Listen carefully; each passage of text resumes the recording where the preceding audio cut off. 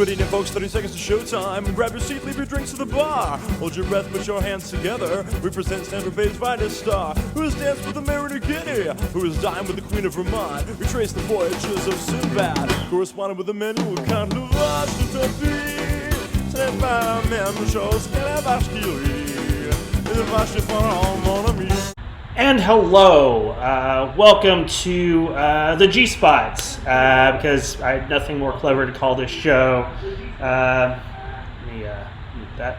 My name is Geoff with the G. We're going to give a couple of seconds because we turn off an episode, put on a new one, takes a second for people to kick back in. My name is Geoff with the G. Who I have right next to me is the amazing and wonderful, vivacious Miss Audacious. Hello, say hello to everybody. Well, hello everyone. I'm really excited to be here and see you all virtually. We're going to have a fun time. Oh, yeah. So Hot Todd Lincoln is on the chat, and he says howdy. So, hi! Audacious and I have known each other for a few years. We met at the Bayou City Burlesque and Circus Arts Festival in Houston, Texas. I guess 2.5 years ago, 3 years ago. Yeah, just a handful of years ago. Yeah, because I was helping out. Actually, the first year I wasn't helping out. I just went. That's how I met you, and I met because of your first year there. It was my first year to go attend. And so I met you there. It's also when I met Tommy Gunn and all those other people, and then you came back the second year. It's when we really got to hang out. But yeah, that's how we initially met, and we just became, friends, because why not? Both weirdos. Well, and also, you were a fabulous escort that second year, escorting us around town, and we had some wild party antics, and then when I was trying to get back home to Michigan, you ended up saving the day when my flight got canceled. So many adventures were had in Houston. Oh, that's true. Yeah, because basically when your flight was canceled, then you stayed with me, and then we ended up running around all over Houston for you to check out what was going on with Houston and the weird stuff in Houston. So it was cool to play. All weekend I was playing the guide and go-to guide, and it was you. People usually I ran with. It was you, Shazza.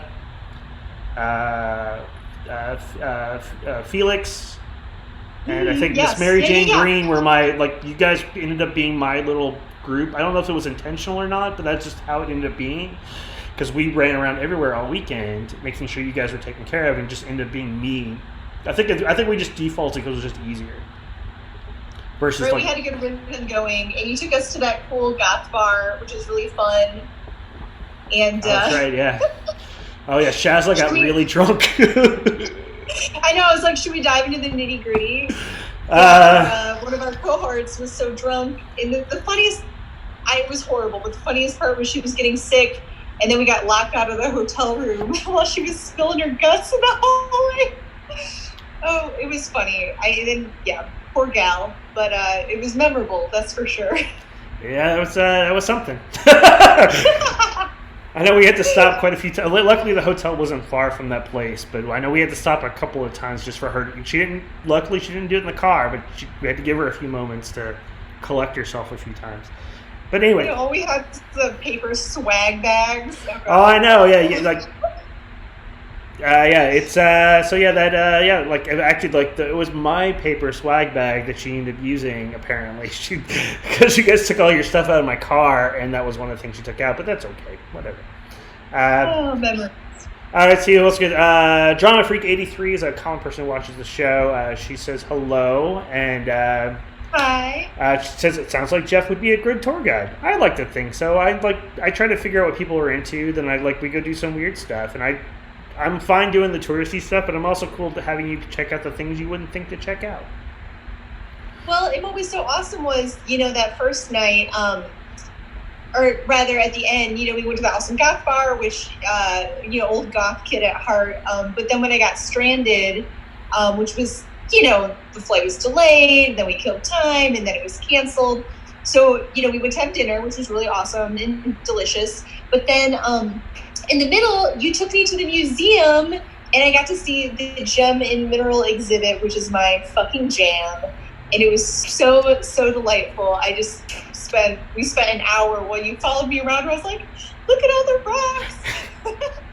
Well, the Museum of Natural Science in Houston is like huge and massive, and it's got amazing exhibits of all sorts of stuff. I highly recommend it if you ever to go to Houston. It's one of the actual. It is kind of touristy in the respect that it's a museum, but it's a really good museum. It's really cool. So I know when you were doing that, you were still living in Michigan, but now you reside in New Orleans, which is the last time I saw you. Yeah. So how's it been going with that NOLA life, is what they like to call it, or whatever? Right. Well, I'd say pre-COVID, right? The before times. Yeah, the before times. Yeah, things are really amazing, and it'll be a year in August, which is coming up really fast. I can't believe it's been almost a year. But yeah, things are going really well. Just, I've always kept busy with full-time showbiz, but, hit the ground running and just was working my butt off.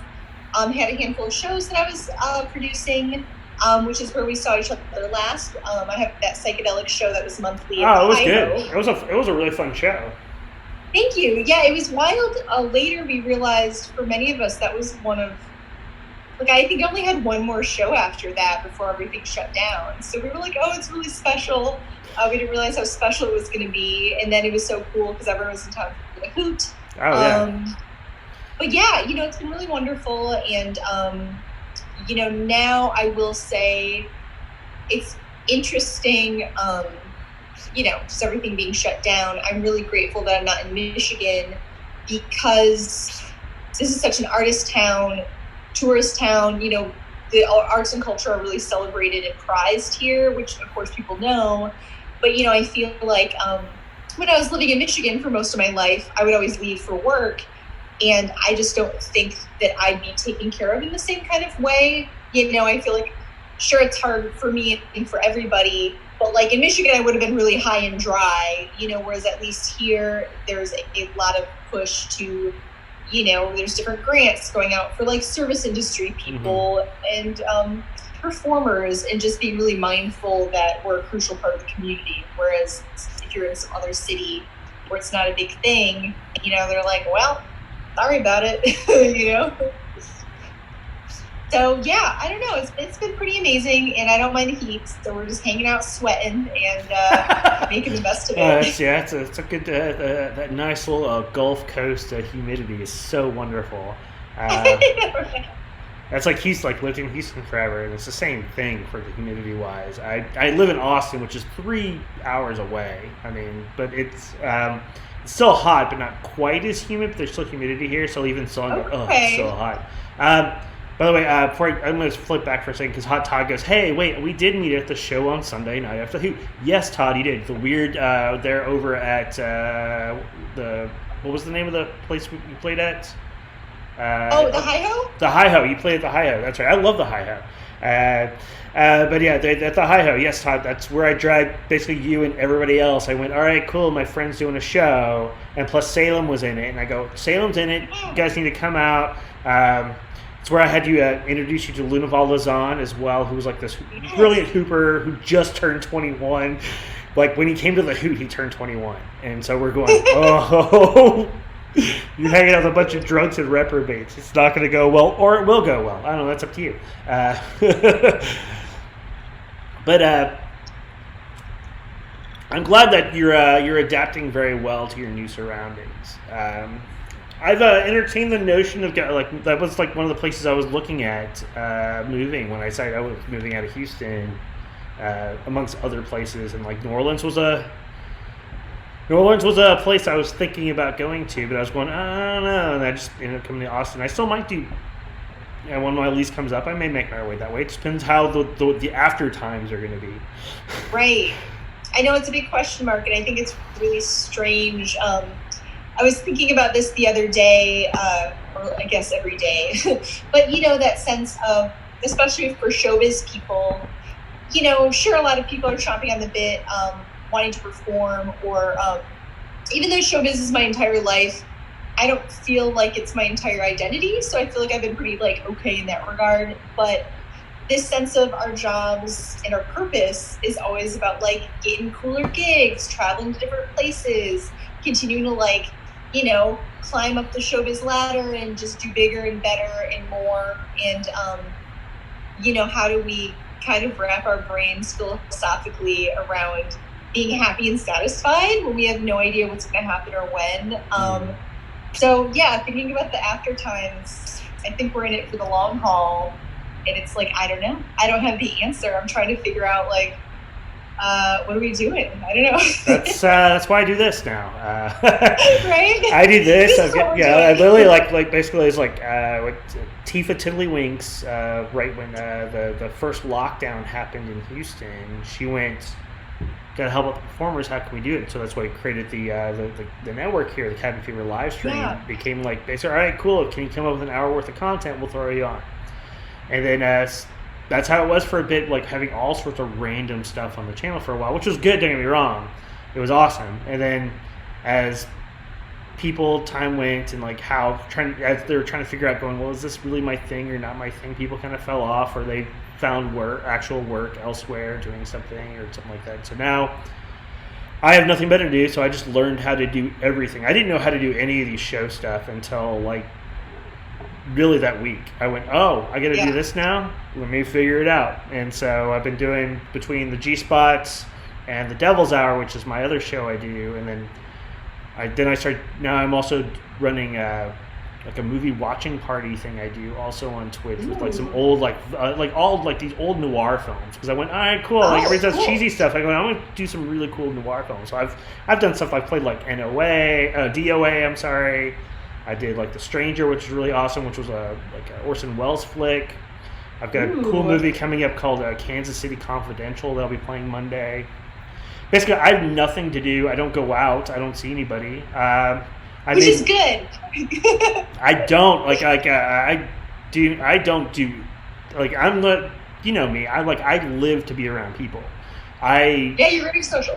I hate being alone. I just don't want to be alone. No, that's how I keep my energy going, and so I like being around people and doing stuff. So,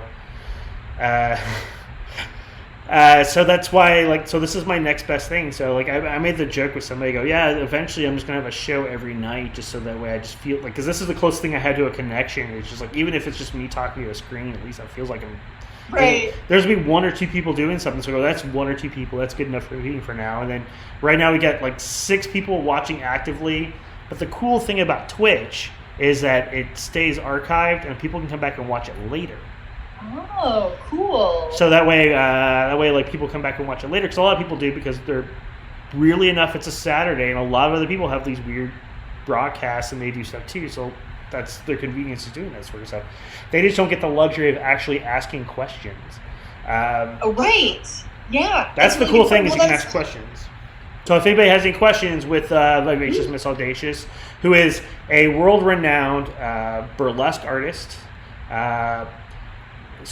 would you say hula hooper is the actual term, or what would you say hula hooper, but not in the flow sense of classic circus style.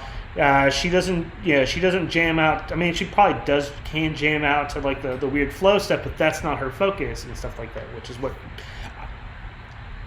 I hang out with a lot of. Yeah, it's more of razzle dazzle circus. Because I've hula hooped my entire life, but when I discovered hoop dancing, it was actually right when I very first started doing burlesque in 2005, and so. It was this whole aha thing where I was like, oh, I've always been good at this. I can do this for shows. So it's interesting to think about the hula hoop demographic, because there's so many different genres of hula hoopers. But for me, even though I love it, it's always been tied to my work. Yeah. So it's interesting. So I have more of the ta-da, looking someone in the eye type of thing versus, a lot of people hoop themselves. The flow artists, the burners, which is still fine too. It's just it's a different. I don't want to say it's even a different. Actually, it is a slightly different skill set too. But it's just.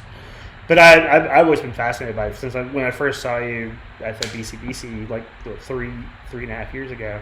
No, it's good. So burlesque, you're a hula hooper. You do you also do clothing design and make your own stuff and things like that too. Yeah. You actually have a really cool company, really cool design stuff that you're doing right now with the Glamour Rectangles. Why don't we talk about that for a minute? Yeah, so Glamour Rectangles, it's interesting. I launched the clothing line right when the pandemic hit, and it was something that was kind of always in the back of my mind that I've been wanting to do for a number of years. And especially when I moved to New Orleans, it was sort of a fallback where I was like, okay, we'll see how shows go. And if I need to, I can always, utilize this. I'd made ropes custom for people, and I do costuming. But I was really busy, and everything was, rock and rolling with performing. But yeah, basically COVID hit. We all lost 6 months worth of jobs overnight, which was really fun experience. And so I thought, you know what, I'm going to kickstart this robe business. I have one here that I said, it's too hot in my house to wear velvet right now. Oh, that's fair. But I have this new neon series. Geez Louise just modeled this for me on my Instagram, Glamour Rectangles. But it's just this beautiful leopard orange velvet. And people are like, I don't get it. Why is it a rectangle? Because the shape and the design that I created is based on a rectangle. So the shape is pretty simple, but it has all these like draping ways that you can wear it, and it can be for lounging, which of course most of us are only lounging right now. And you can do fashion looks. I have some that I wear for shows, and I have all these different ones. Like I've been exploring satins. I've been doing reversible satins, which are really luxe and gorgeous, and the price point is pretty reasonable. So things have been gangbusters. I should be sewing right now. I have a lot of orders that are coming in regularly. So I've just been really, really grateful. And it's just, I don't know, it's been fun to do something creative. And I guess that's my job for now, is I sew fancy ropes. Well, that's really cool. We just got a question on the chat, because that's how this works. It's really cool like that. Yeah. This is from Hot Todd Lincoln. He says, you mentioned that performance isn't your identity, but something you've always done, whereas so many other performers treat their respective discipline as their life and their religion, while they try to convert the unwashed masses.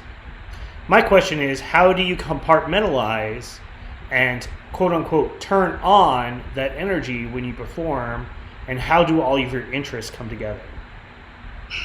That's a really great question. Thank you for asking that. I think, it's interesting. I think that me as a performer, it is like, so we think of the different ways that people perform, the different personas that people present to the stage. Like we've all, especially if you're in the showbiz world, we've all encountered folks who are actually like really shy, and then they blossom on stage. And there's, so many different iterations, or people who play really specific characters, or have, really, a persona that they created that's just for the stage. But for me, as an entertainer, it's like me plus. So, when you think about my name, like I always joke, that if you look up audacious in the dictionary, you see a photo of me. And so I think that me as a performer, it's just me, but just like a little bit more. I don't know. It is my entire life. I think that sometimes I talk with other performers, especially touring performers, about how it can be hard to relate to people that don't have that lifestyle, where you're just work 24/7. And especially before I moved, I was just never, ever, ever home, just kind of permatour. So like when you live and breathe a thing, and then you're like home for a couple of weeks chatting with someone who's like cool, but they just don't get it, They're like, whoa, you did this thing. And I'm like, yeah, it's pretty cool. But it's just, I don't know, it's hard to relate on that specific level if you haven't experienced it.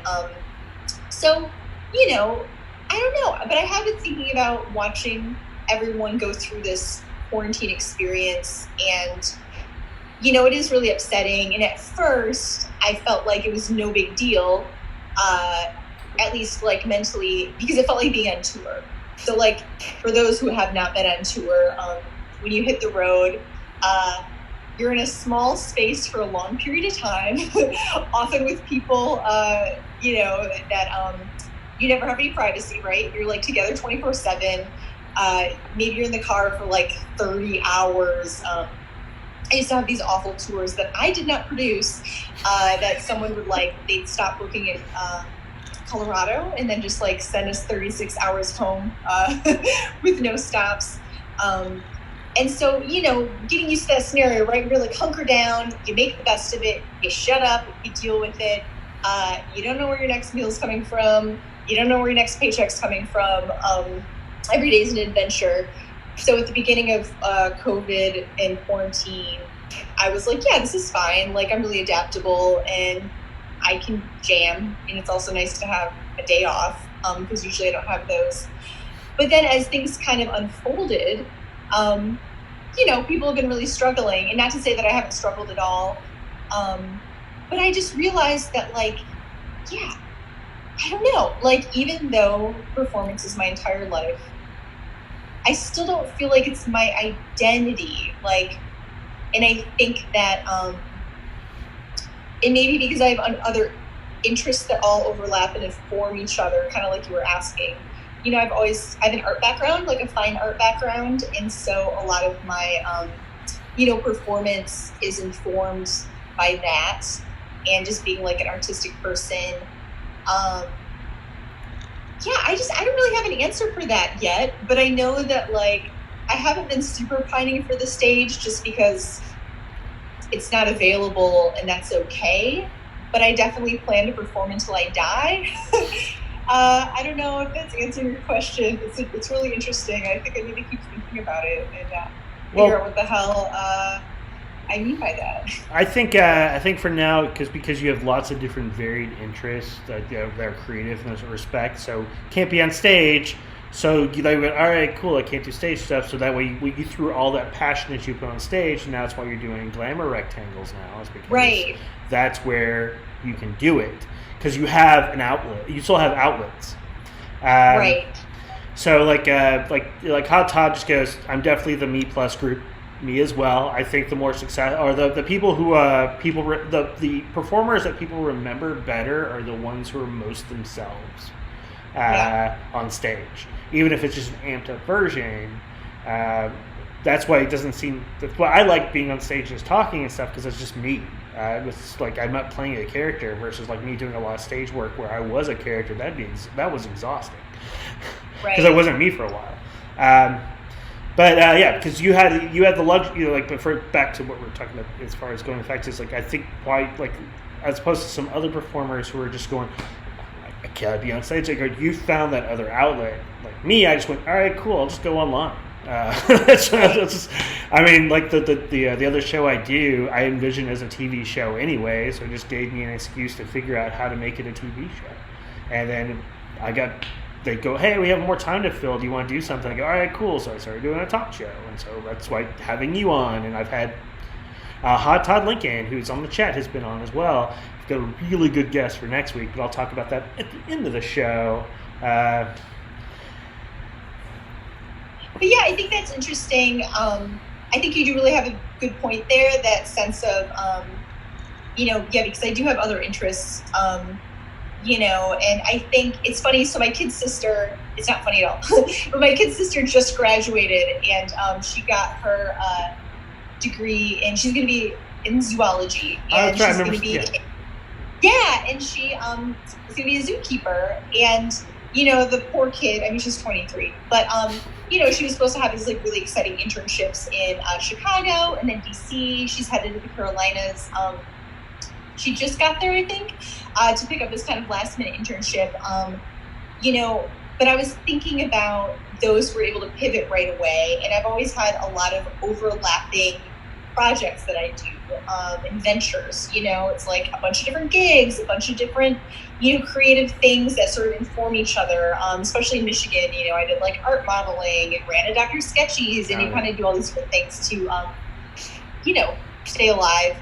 And I said to her, I was like, hey, I have some unsolicited advice to you as you embark upon your career and your adulthood, and, do whatever you can to diversify your interests and your field and your income. Because I found that, in situations like this, of course, this is extreme, But if you do a lot of different things and have a lot of different skill sets, when one thing goes crashing down, you can say, okay, and then just like pick up something else right away. I feel like I started these ropes immediately and have been pretty busy with them. So yeah, I think that, kind of having something to funnel your energy into, and then I'm making them for show people and others too. But I think I've seen quite a few people modeling who've actually have bought them. Like I saw a thing today from our mutual friend Remy D. I saw her modeling one. Like she's talking about how she get it, and like it was really cool and fun. I definitely recommend it. On the screen, people are like, because you can't see this because you're just watching the Zoom, but broadcast below us is actually a crawl, which actually has your name, and then also has your Instagram handle, so people can follow that. Oh, cool. And also your website information, so that way people can go to and find out that sort of stuff. I make sure you're taking care. So that way people go check out her stuff, pick up a glamour rectangle. I've been wanting to say triangle for like days, even though it's been a rectangle. I've even called it a rectangle. I'm going to blame the whiskey. No, it's funny. You would be surprised how many people call them triangles, and I don't really know why. I don't know why. I know it is a glamour rectangle. I subscribe to the thing that says glamour rectangle. I don't know why triangle. Anyways, yes, go pick up yourself a glamour rectangle. Go to missaudacious.com and you get all the information there to go do that sort of stuff. And the days when we can actually go live and do shows again, I can't emphasize enough. She's an amazing performer. She does amazing burlesque act that she adds in those classic like hooping, circus hooping, and clowning as well, like classic clowning, not like the trash that we had beforehand, which was Scavs the Clown or Peter Juggins. I can say that because they're my friends. So, but no, it's also another clowning skill set, which is amazing as well. I dig your clown stuff too. Thank you. Yeah, I feel like I'm a clown at heart, and I don't know, I really love it. One of my favorite things is, especially, and it can even be a straight burlesque act. It doesn't have to have some other elements, but I especially love it. I love all types of clowning, but I love it when a beautiful woman like breaks that kind of like femme fatale character and is goofy, or maybe it's goofy throughout, but I just really like, I love it when people don't take themselves too seriously and bring humor and joy into the art that they're putting on stage. Even if it's serious. I don't know. I really enjoy it. I think I completely agree. I think that's why we kind of bonded in that respect. Serious yet funny at the same time. It's like that's why Tifa's really good. Like Juliet Electric's another one like that too. Like who presents it and like classy, and then that trip and fall, funny pratfall sort of way, and still keeps it kind of. It's like you guys still keep it kind of classy at the same time, while still being completely ridiculous and like you definitely taking the piss out of yourself, which I enjoy. Let's see what we got here. We still got like half an hour to chat stuff like that. If anybody had any questions, we got several people on. Todd had a great question, stuff like that. I have no idea who else is on. Scabs was wearing a shirt. No, today, no. He had the Bear Lee. Actually, he did change shirts because he wanted to be classy that way. Yes, he does have one that says Lily Trash on. I do have a hat that says Trash as well. I may switch that over when the next show comes up, because after this show, we're having a special edition of the Hot Mess Happy Hour with Tifa Tiddlywinks, and it's like all weird sideshow edition, and I think we're going to be like the weird virtual party where we're going to try to throw as many people on the screen as possible and probably either break Zoom or Twitch. I'm not sure which. Not in the way where we get banned or anything like that. No, I dig it. But we have been banned so far. We've gotten banned twice. Todd, you can. It's my normal chat thing. You have it already in your group thing. It'll start afterwards. You already have my Zoom link up. Just check your messages. Because I don't change it. It has a password, so not random people can jump on. But right, yeah, it just kind of continues. But it's one of those I don't change. I need to get changed. I know. Actually, of all days for us to get banned today, no, actually, no. There's shows tomorrow, so I can't even say tomorrow. Tomorrow would be the good time because we don't do shows like Mondays and Tuesdays usually. So, but it's one of those. No, we don't want to get banned. We've already had it happen twice. Once for a cake sitting incident, and the other one we're still not sure of. Oh yeah, that got really weird. That was a weird show. I wasn't in that one. I love cake sitting. I have a cake sitting act myself, and I now have a Pavlovian response to buttercream. Oh. So if I smell buttercream, you better watch out. Noted. When I make my way back to New Orleans, because there's a lot of great performers down there, so it's like one of those. It gives me another excuse to get. Well, one is I got a tattoo from Gigi Deluxe, and so I already told her that she's gonna have my arm. She can tattoo my arm, so I figured, all right, cool. Gives me another. All right, cool. I'm gonna go hang out anyways, and like scabies and all that other stuff. So I was like, I'm starting to get to really know a lot of people there. So just another excuse. Maybe shows happen, and maybe that might be a show that you do that a cake sitting event may happen, and so I would not be opposed to that. Yeah, I definitely have some scheming that I'm doing. And I can't reveal what, but I definitely have some ideas for some things, some productions, as things ease up a little bit. They just backpedaled and shut down the bars entirely. They were open for a second. And our phase 2 has been extended because people are acting a fool, and this virus is rampant.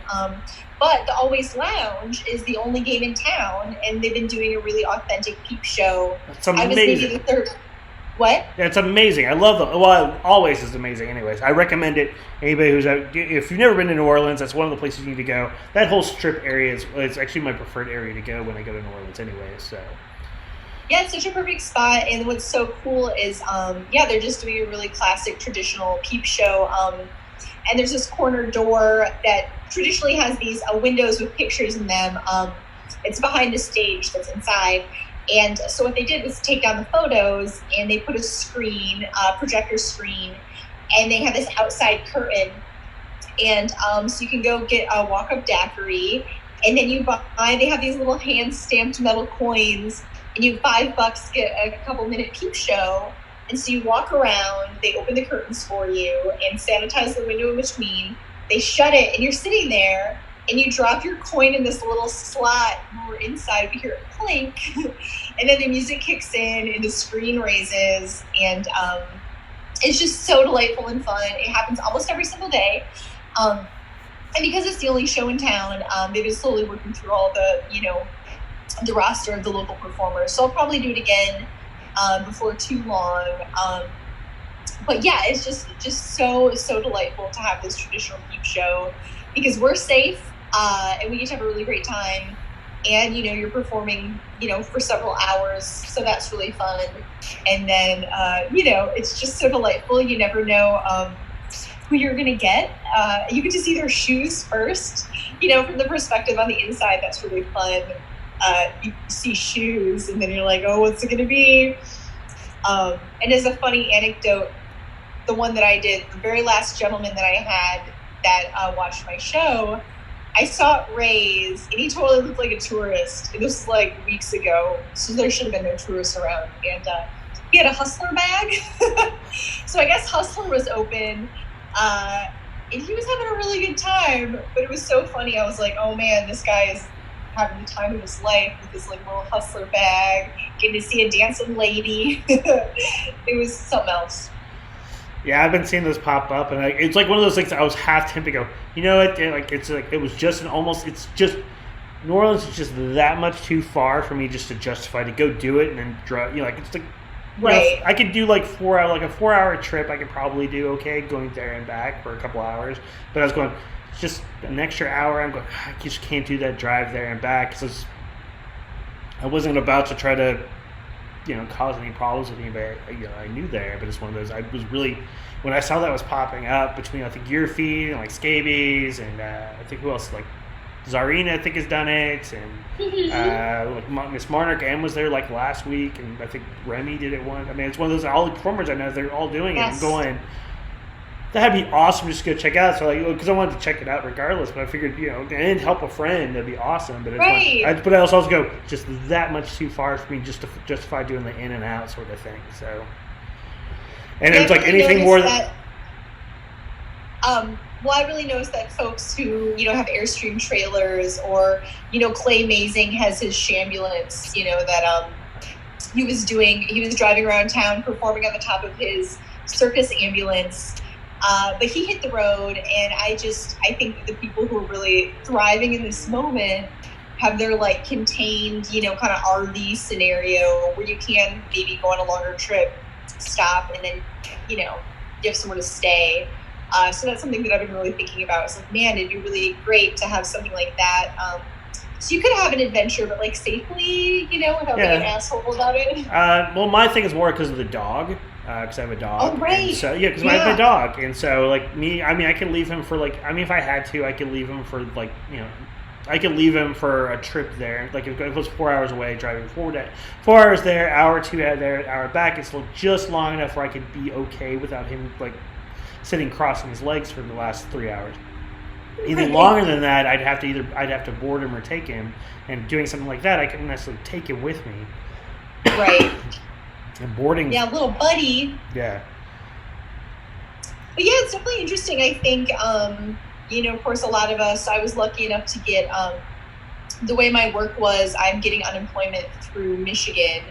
So, it's not a lot, but it's helpful, and things are going to change really soon. But yeah, I think it's this weird paradox of this strange lost summer where like you kind of can do anything, but you can't. Which of course the RV makes so much sense because you can go on an adventure because there's nowhere to be and there's nothing to do, kind of fuzzy.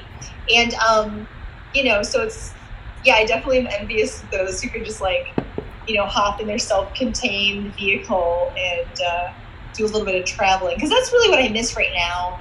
I don't miss being on stage. I don't know why currently, but I miss being backstage.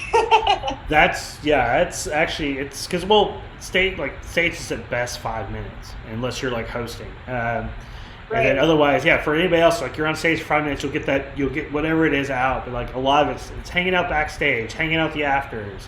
That's what I miss, just hanging out in general. So that's why I have this and these shows and stuff like that to do that sort of thing. So thank everybody who's on the chat to hang out and stuff like that. We do appreciate it.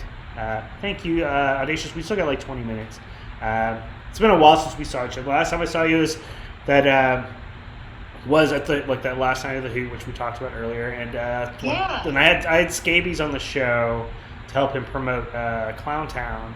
And I talked to him about it, and like he goes, yeah, you guys were like the last thing that happened here before everything shut down. I go, I'm not sure if that's a sorry or you're welcome on my end, because it's like. Because I think that because I had one final show March 8th, and it was where the hell was it? It was in this tiny ass town. So everyone was still kind of like, I'd like lost all my gigs. Oh yeah, it came last minute. So like all of the gigs disappeared, but this was outside of the city, like a couple hours away. And I forget what town. And so yeah, March 8th, like everything came crashing down and we had this gig and we're all kind of like backstage, like sort of like staying away from each other. And it was kind of a weird moment to look back on that and think about that time. And, or even just, I know we're all going through it. I share a backyard. We have like a duplex situation. We share a porch. And I went out there and I was like, we're going to make the back porch cute. And just thinking about how to put on my mask because I was going to see my neighbor. And it just was a weird, I don't know. It's such a weird moment that, I think if you have to like run to the grocery store and you're like, you better wear your mask, you jerk, but then this idea of just casually going out to your backyard and being like, oh, better like suit up, it's just such a strange alternate reality that we're in. And yeah, I don't know. I think maybe that's why I don't care about performing so much right now, because I don't want to perform in this situation. Like, sure, I miss like what was, but, it's not fucking safe, and I don't want to go out there and do it. I keep getting, me and a lot of burlesque cohorts with mine are getting all these gig salad requests for bachelorette parties, and we're all like, hell no, we're not going to be your weird bachelor parties. Where they're like, hey, in like 4 weeks, you want to like hang out in close quarters with me and some dudes? And we're like, no, we don't. My gig salad thing. So I went up on gig salad. It's like basically I went, all right, cool. I'm a host and a planner. That's what I can do. Right. And so I get them all the time. They go, all right, cool, let's do it. And I go, all right, cool. For me to do a hosting gig, because it's not just me walking in. For me to do like that, I give what I think is a very reasonable request as far as my time. And I also know that like if you go to Toastmasters, I'm paying. I'm asking for like a quarter what those guys from Toastmasters are asking for. And even still, they're going, well, I'm going, dude, I'm going there for 5 hours. I'm researching about you and your family so that way I can talk and bring up those points during the show, because that's how it works. That's the engagement. Because people are going to remember that, because I want to make sure your thing looks awesome. I'm also going to make sure that people, like, because I'm the host, I'm also the one in charge of what's happening when. So keeping that stuff online. And so like that, or like I get asked to be like a host for like some weird charity thing that turns out is like this weird hospital that is like very pro-life. And I go, yeah, you don't know me at all, do you? I will politely decline, because it was a very like a Catholic church charity or something like that. Right. I go, I'm sorry.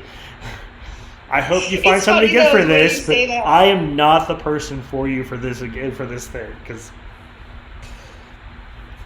But it's funny to think, even though I know exactly what you're talking about, and I'm on the level talking about being like, man, this hospital's pro-life. I mean, obviously, like, I dig, right?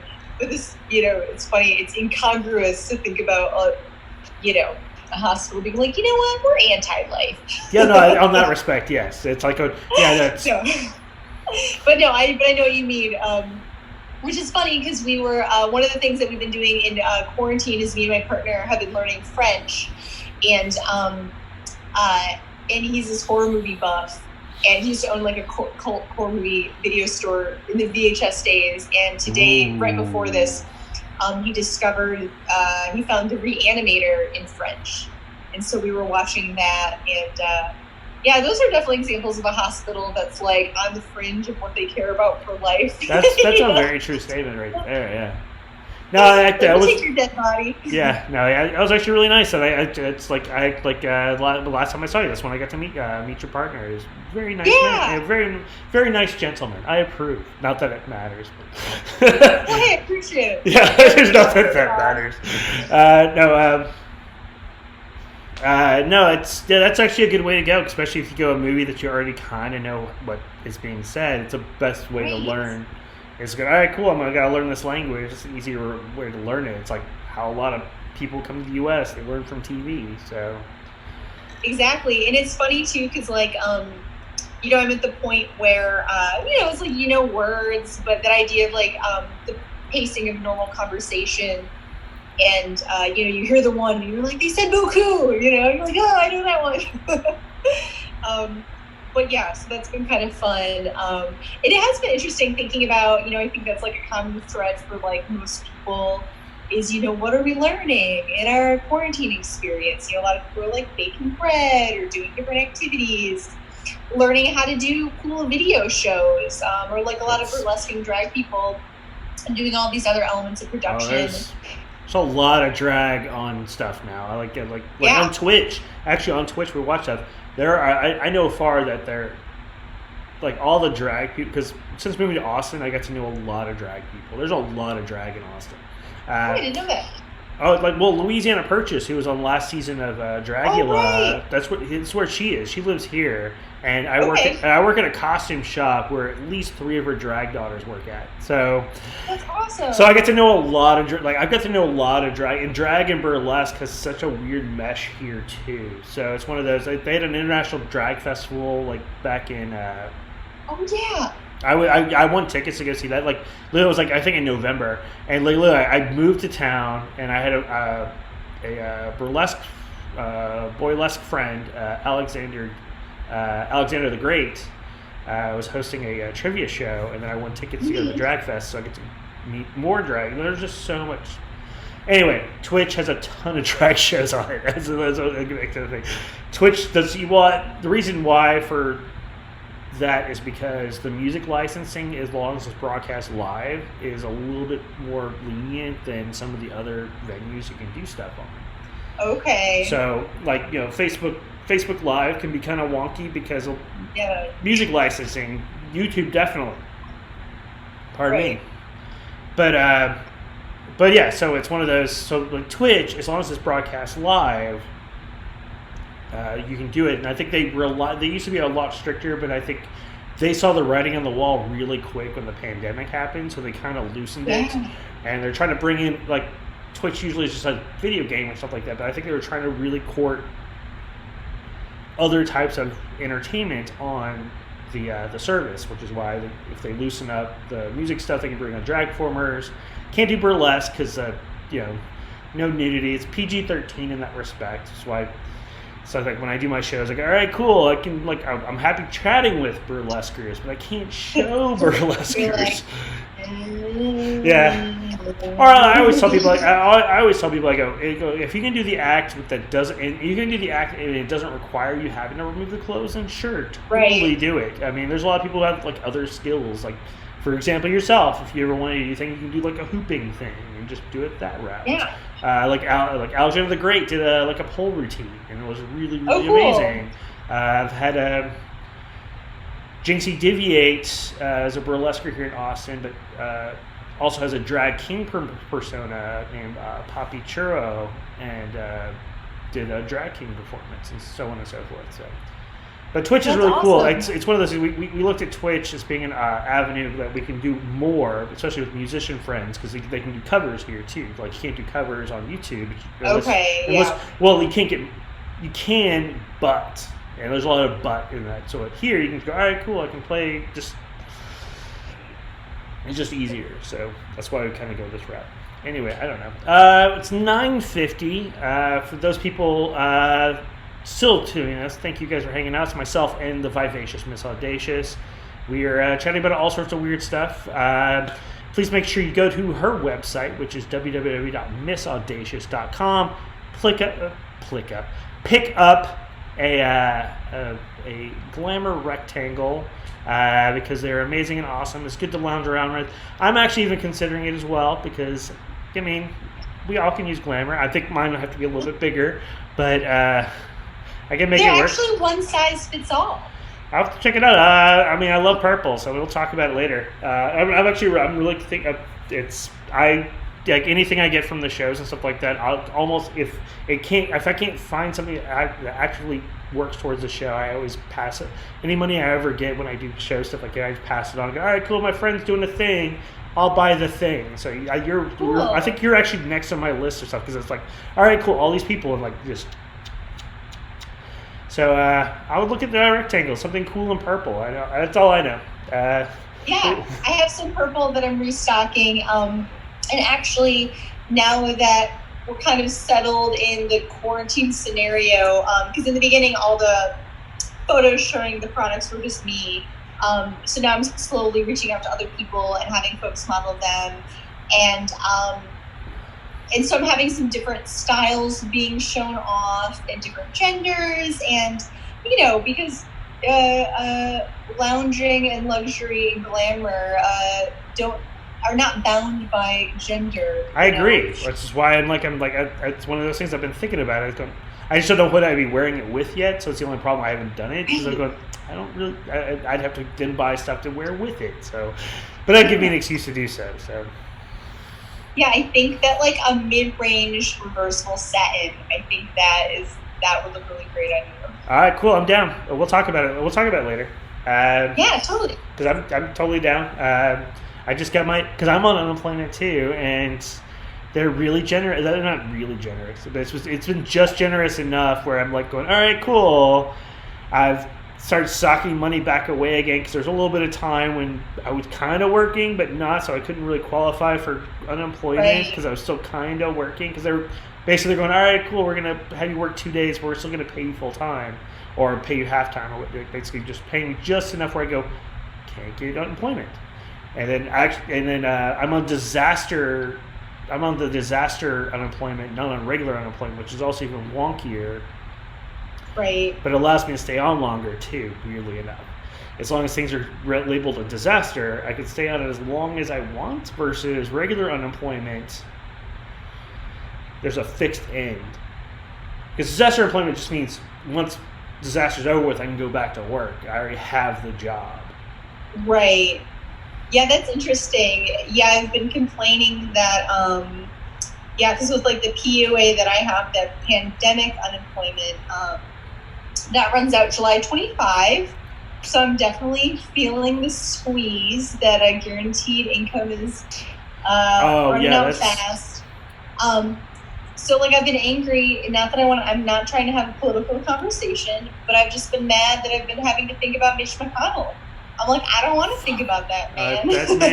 But he decides my fate and the fate of everyone I know. So I'm like, it'll be really interesting to see what happens in August. I feel like with all of the different, the ebbs and flows of all of this, we're at first everyone's like, oh God, what's happening? And then you kind of figure it out, and we're sort of like rolling, coasting. Yeah. And I feel like every few months, every few weeks, it was like a new thing to kind of say like, okay, where are we all at? What's happening? But yeah, at least for entertainers, and I think just with America and what's happening, I think that my job is going to be affected through next year. So I'm just kind of planning on not doing regular showbiz, for at least the next like 16 months, which I'm sort of.